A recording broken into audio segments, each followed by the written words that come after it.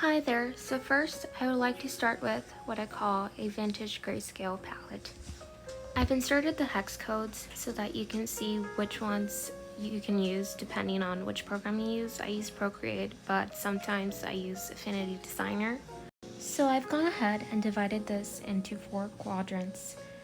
In quadrant 1, I use these to shade either skin or light, say in a building, for example.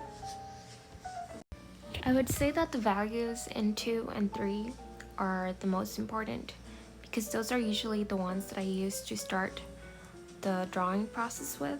And what I would do is I'll pick a color, usually starting with dark cyan blue or dark grayish blue, and decrease the opacity to make sure that I can do a rough sketch.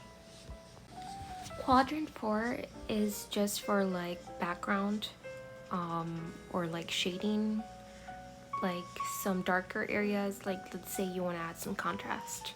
I recommend that if you haven't, you start to practice with sketching on paper because that's the best way that you're gonna be able to get a better sense of like the values, if that makes sense.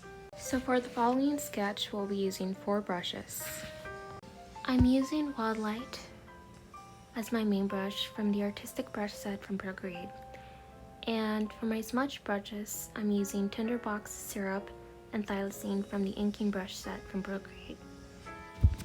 Feel free to decrease or increase the opacity as needed and just play around with it and see what best fits for your portrait or your painting.